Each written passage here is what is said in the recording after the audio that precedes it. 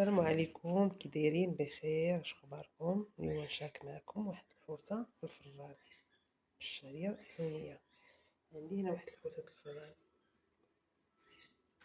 فيها تقريبا واحد 2 كيلو.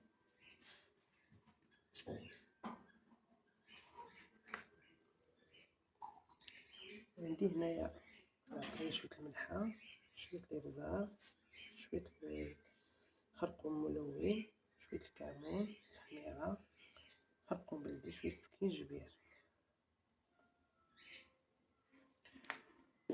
وهنا واحد المعلقه الهريسه، واحد 3 ديال الفصوص ديال الثومه، شويه الزيتون مقطع دوائر، قزبر ومعدنوس، وواحد المصعوبه ديال الشومبينيون. وعندي هنايا الشعريه الصينيه، واحد المعلقه ديال مطشه الحك، زيت المائده، واحد نص كاس ديال الماء باش نخلط هاد العطريه. كما شفتوا هاد العطريه كامله غنديرها في واحد المقيله ولا كاسرونه تقلى لينا باش كتقلى الثومه والقزبر والعطريه. نرجع معكم. كما شفتوا البنات هنا درت العطريه قزبر معدنوس، نزيد واحد شويه ديال الماء باش ما تحرقش ليا العطريه، وضفت واحد شويه ديال الحامض مصير،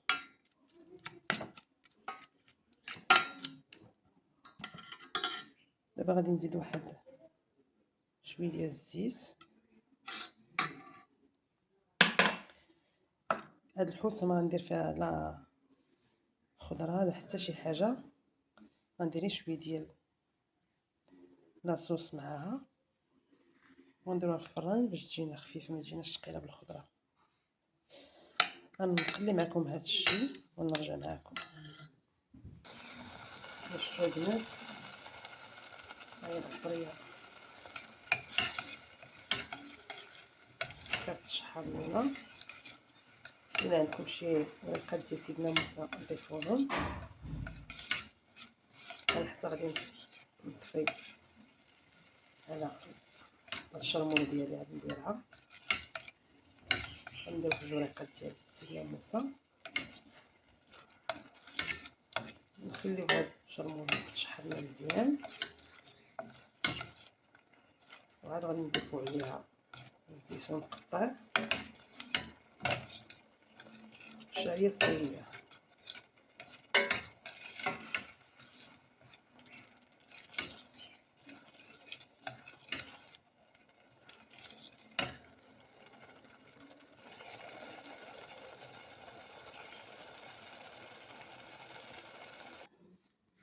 بعد ما طفيت على الشرموله ديالي حيدت منها واحد شويه باش نديروه فوق الحوسه. دابا غادي نضيف عليها الزيتون مقطع،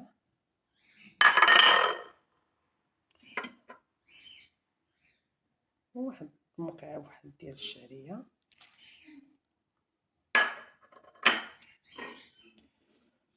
ونخلطوها مزيان حتى تدخل لنا العطريه في الشعريه، وغنعمرو بها الحوسه ديالنا.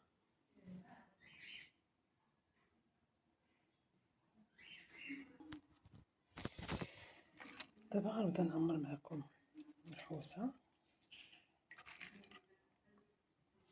نعمروها مزيان بهاد الشعريه والعطريه والزيتون الشومبينيون. غنعمرها مزيان وغادي نزيد عليها هاد لاصوص فوق منها.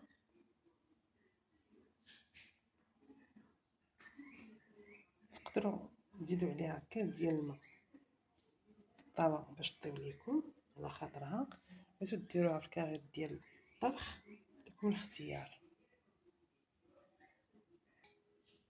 كيف ما شفتوا البنات انا بعد ما عمرتها مزيان بالشعريه غادي نزيد لاصوص هاد الافتحات اللي حليت في الحوسه، نعمرو مزيان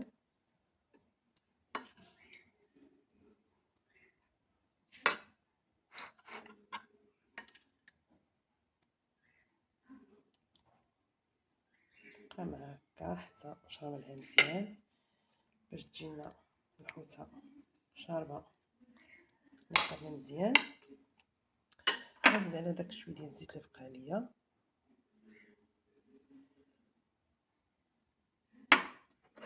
وهاد الشرموله اللي بقات غادي نزيد عليها نص كاس ديال الماء ولا كاس صغير، وغادي نخوي عليها ونغطيها بابي الومنيوم وندخلها للفران على عافيه مهيله.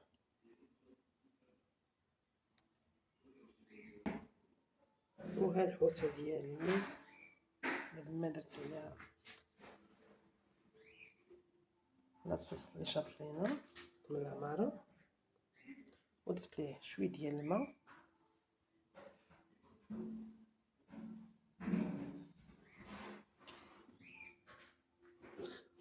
دابا غندير لها كما قلت لكم كرات الالومنيوم وندخلوها الفران طيب على عافيه مهيله. وبقاو معايا تشوفوا الشكل النهائي ديالها. شكرا على المتابعه. هانتوما البنات بعد ما خرجنا ديال الحوته ديالنا من الفران، درت مريقه مسله درناها بالشعريه الصيديه والزيتون والشوبينيون.